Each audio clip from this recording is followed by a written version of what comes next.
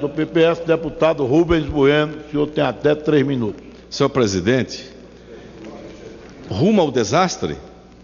Ao longo dos últimos anos, nosso partido tem reiteradamente criticado a política econômica da presidente Dilma.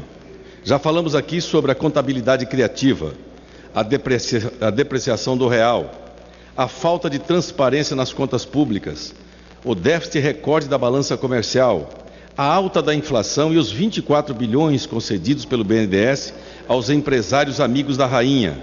Exemplo estes dessa herança maldita que o atual governo deixará de legado ao nosso país.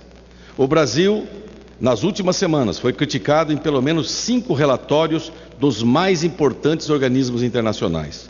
O FMI, a ONU, a OIT, OCDE, Banco Mundial, falaram sobre a economia brasileira e tiveram em comum uma análise negativa sobre o país, com alertas sobre a condução da política econômica em diferentes aspectos. O relatório do FMI, divulgado em 21 de janeiro, elevou para 3,7% sua estimativa para o crescimento do PIB mundial e baixou a do Brasil de 2,5% para 2,3% em 2014. A ONU e o Banco Mundial reviram negativamente suas previsões sobre o crescimento do PIB brasileiro. Já a OCDE classificou o nome do Brasil no 2º lugar entre as maiores cargas tributárias da América Latina e alertou: a questão não é arrecadar mais, é ser mais eficiente nos gastos. A pergunta que fica é: por que estamos nesta situação? A resposta, infelizmente, é simples. Não crescemos porque temos um desgoverno que não consegue sequer levar a cabo uma política econômica consistente. Uma política econômica que dá ao mercado sinais claros de quem a conduz não sabe o que está fazendo. No jornal Folha de São Paulo, o jornalista Vinícius Torres Freire escreve um artigo seminal que disseca com muita propriedade o que estamos vivendo em nossa economia.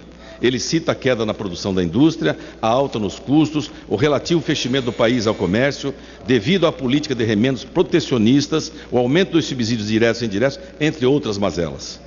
Para o jornalista, o modelo faz água por todos os lados, para usar uma expressão original. Vai haver desastre? Não, provavelmente não.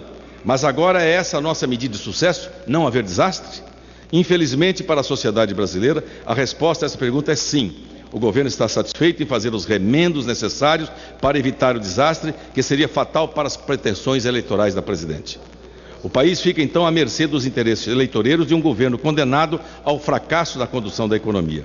Somos 200 milhões de brasileiros condenados a conviver em uma economia que patina por conta de um governo que não acerta no diagnóstico, erra na condução das soluções e não dá devida transparência em suas ações e não respeita a isonomia na destinação dos recursos públicos. Toda a política econômica está vulnerável. A inflação está fora de controle, os juros básicos dispararam, a carga tributária... Só para concluir, senhor presidente, os investimentos são insuficientes e as reformas tão necessárias não acontecem. Esse certamente é um dos mais tristes legados que esse desgoverno deixará para o nosso país e para o próximo governo, qualquer que seja ele. Como disse anteriormente, a dobradinha Dilma-Manteiga entrará para a história como a dupla que levou o país a se satisfazer em evitar o desastre.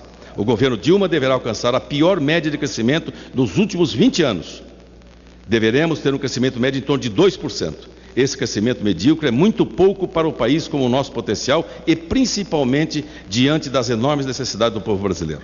Para finalizar e responder ao título desse pronunciamento que faço, não acredito que estamos indo rumo ao desastre, mas infelizmente estamos condenados a conviver com a desesperança e com a frustração de viver um país governado por uma presidente, uma equipe econômica despreparada para enfrentar os desafios que a história já está a nos impor. Muito obrigado.